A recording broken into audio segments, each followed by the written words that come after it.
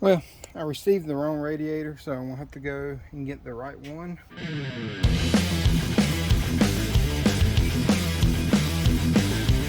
What's up, everybody? Welcome back to Operation Overhaul. And today we're going to be working on a 95 S10 SS model. We're going to be changing the radiator in this one right here. We're going to do a few other things as well, like front main seal. We're going to be doing upper and lower ball joints and fixing windshield wipers and a few other little things like that. But if you would, just stick with me and we'll get going on this, and come on. Let's get started on this. So first thing we're going to do is I'm going to pop the cap on here. It's full of coolant right now, but it has been leaking according to the customer, and he wanted to go ahead and change it. But I'm going to pop the cap, and then I'm going to get a drain pan, and we're going to start draining this while we're taking all this stuff off. So the petcock drain valve is on the passenger side on this one. You should be able to reach it from up top. It's going to be a little bit of a tight spot, but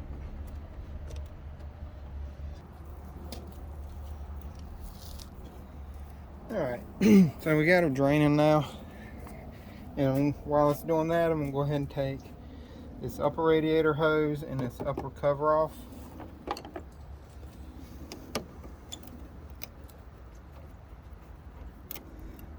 Normally these have the squeeze clamps on them, but it looks like somebody's changed this radiator hose before, so it's got just a regular worm clamp.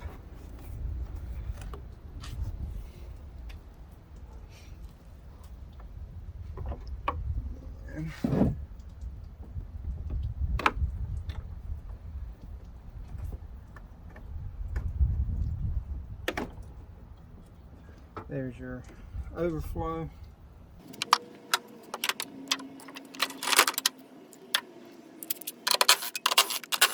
We have 3 tins on the front and 2 on each side down on the bottom. You're going to need a long extension to get to those. And as you can see, I got a few of them.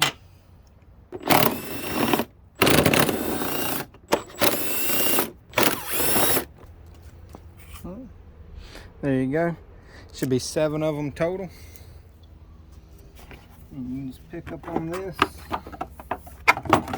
It should come right out. Now, next thing I'm going to do is take just this air box right here out, the lid.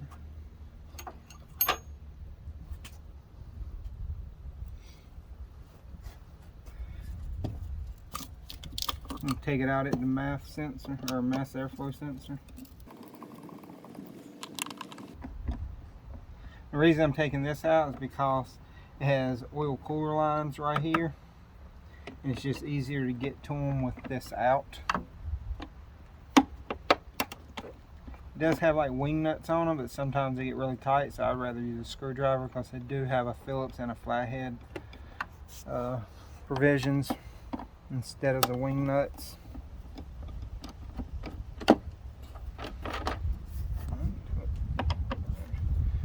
One more.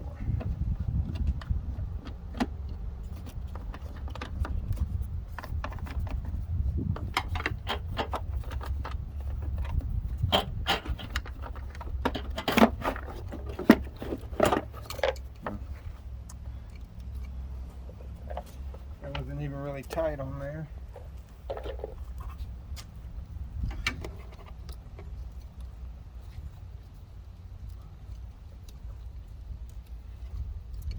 I can get this out so I can move that.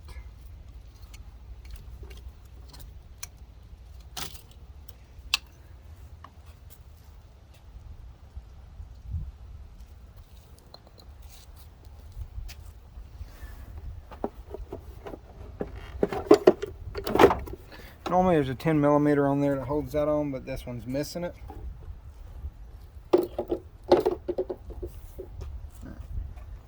Now we have a better view down in here. We got the upper hose. And bend this up out of the way. Then you have these 2 oil cooler lines right here. And normally the transmission lines go in on this side, but they have them just recirculated into each other. But I'm going to move those out of the way a little bit because it has a squeeze clamp on this side.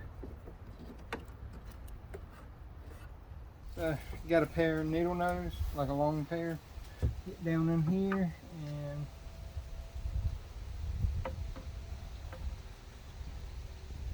get this off.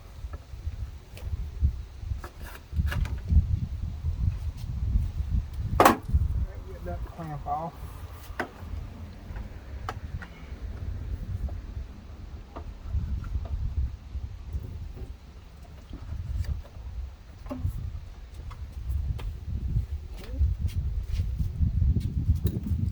Just going to use like a little pick like this and these little clips. Just get underneath them and pop them loose. Whatever you do, do not lose these. And you may even have to transfer these to the new radiator.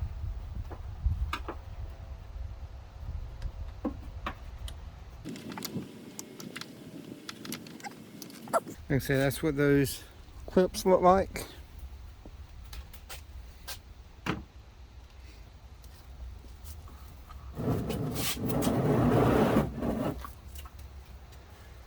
Scoot your drain pan over to this side because you're probably going to lose some oil. You may have to use a screwdriver to kind of pull it out a little bit.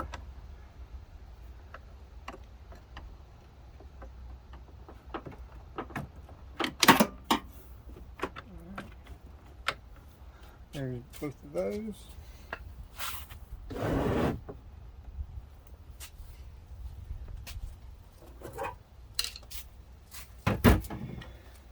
As I stated before, normally there's two on this side also, but he has the transmission lines just looped back over into one another.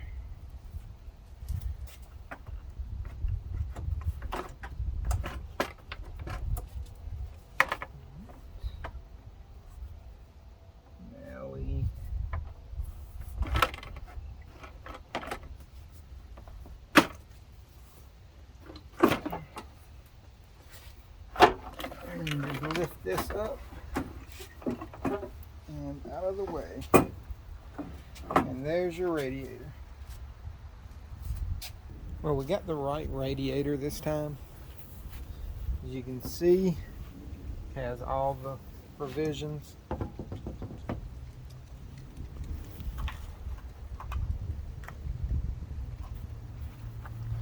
Also, it came with all these plugs right here. I'm going to plug up all of the holes on this one. Did that just so I don't leak any oil or water or anything, but make sure that the petcock is tight before we put it in. But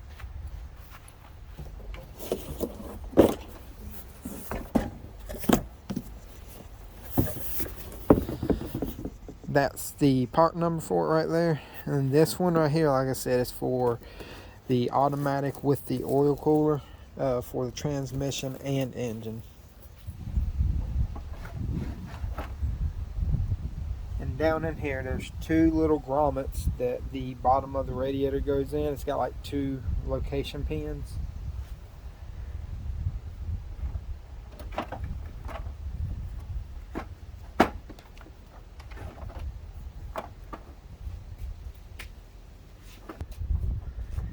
And to get these back in, it's already got the clips in there.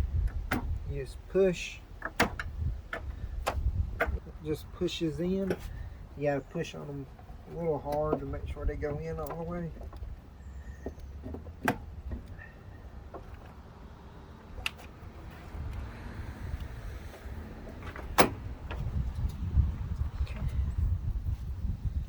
As I stated before, these are looped over, and he'd cut the ends off of them, so we can't push those back in.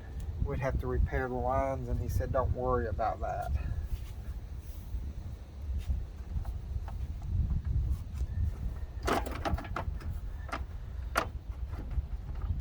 And you'll know that it's sitting in there right because right here it has these little 90-degree pieces of plastic that the radiator sits in between.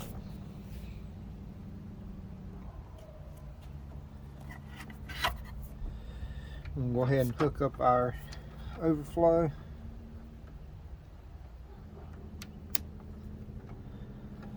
There's that. Go ahead and hook up the upper radiator hose. So this got a new worm clamp right here. I think that'll work a little bit easier than trying to squeeze this in this tight spot. Also, this way, next person who does this may love me a little bit more. Or even if I do it the next time, I'll love me a little bit more. Because that was a whole lot easier to get that in there than it was to get these or that down in there. Now we got that in there, all we gotta do is put the upper portion on of the fan shroud.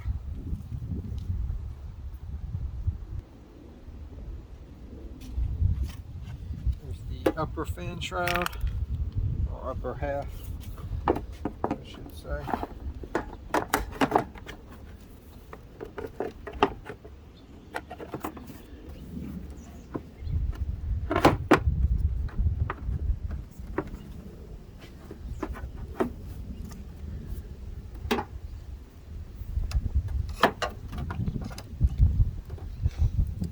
Rubber piece on there.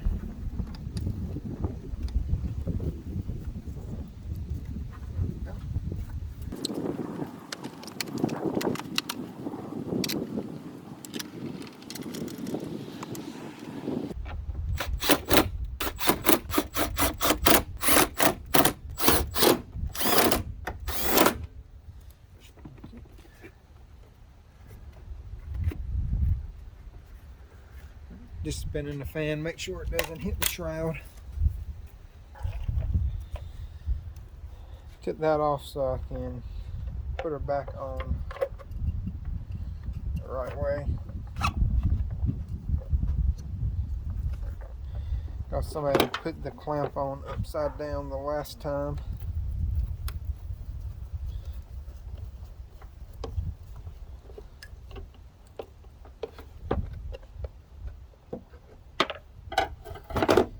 How it goes on, which way it goes on, because it's got this little notch on it that goes in between those little tabs. Check, make sure nothing looks too bad on here. Now we can put our box back in.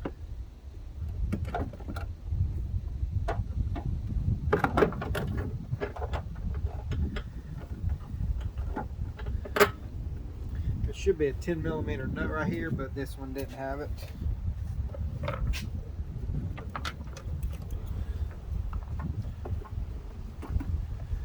Put our air filter in.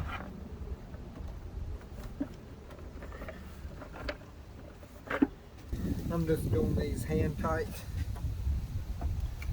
Don't forget to put your sensor connector back on. We'll make sure everything is tight up here.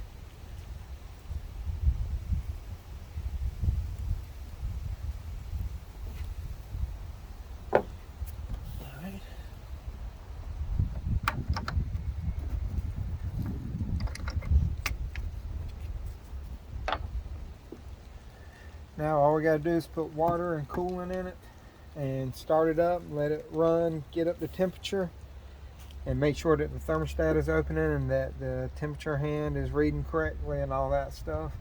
And that is it for putting a radiator on these. It's fairly straightforward. Like I said, it's just 2 radiator hoses. Take the air box out, oil cooler lines if you have them, and transmission lines if you have them, then fan shroud, and the radiator lifts right out. And you just do the opposite. But like I said, this is going to be it for this video. If y'all enjoyed it, please like, subscribe, and hit that notification bell. Any comments, concerns, put them in the bottom, and I'll talk to y'all later. Have a good day.